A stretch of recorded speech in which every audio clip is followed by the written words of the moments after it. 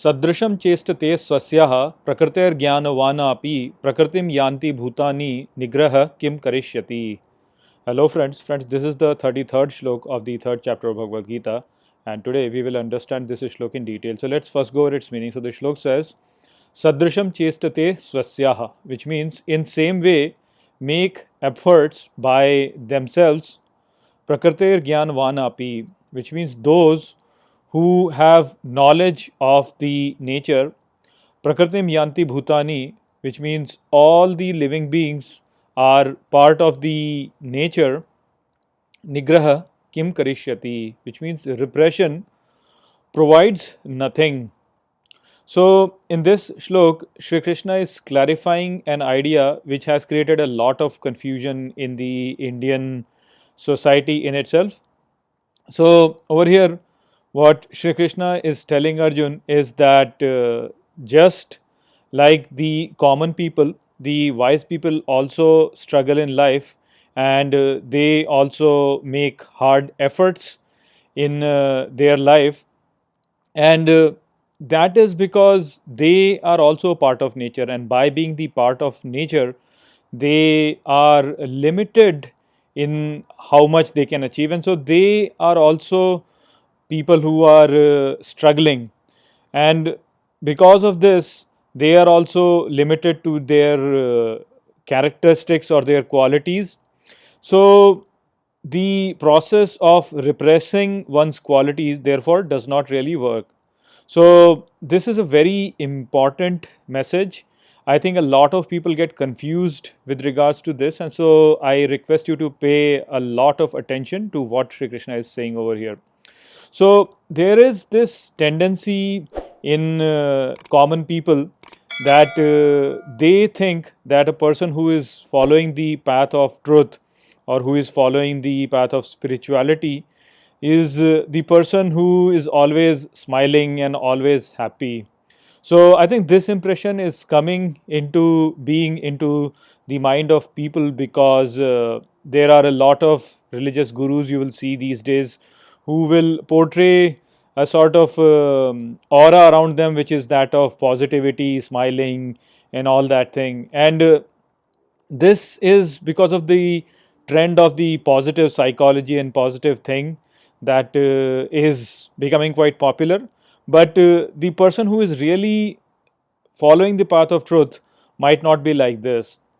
The reason why these kind of people have gained so much popularity is because the common people are very troubled in their life, they are struggling, and because of that they feel under stress. And so when they see these kind of religious gurus who are all the time smiling and all the time being positive, it throws in a sort of positive light towards these people, and these people get attracted towards that. They think that these people, these religious gurus will basically help them in overcoming all these struggles and help them escape. So these people are actually looking for escape, and the religious gurus basically provide them that kind of a religious background because of which people get attracted towards them. So this is not really the right way though, because in this situation what happens is that people are looking for escape from their troubles, and these religious gurus, they also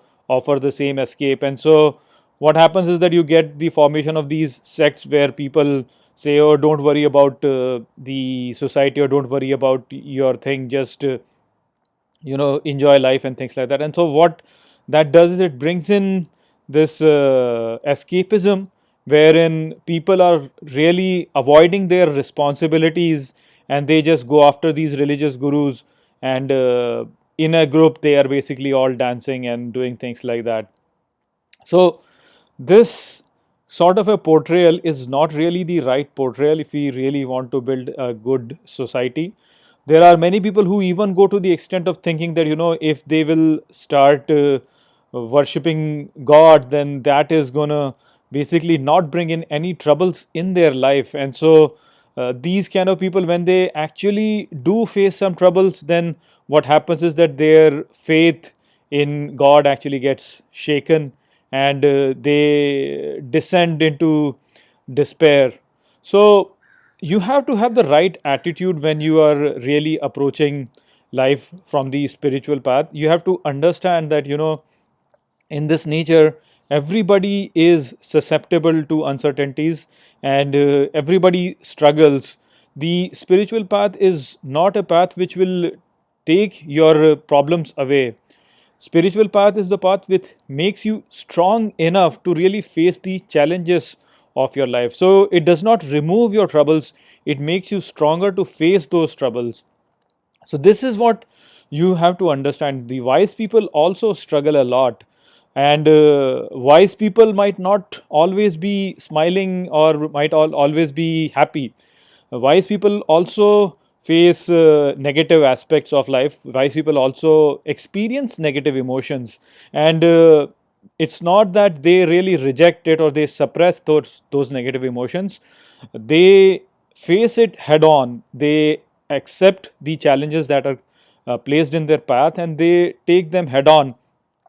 That is the way the people who are going in the direction of truth actually function. They are not escaping from their problems, they are basically taking them head on, and they are not always positive, they can be negative also. If you look at the writings of Swami Vivekananda, you can see how critical he is of Indian society and also Western society.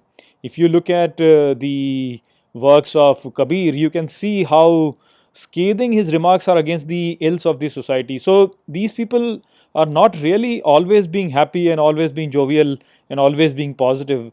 When they see there is some trouble, they are very scathing, and they are highly critical of those things.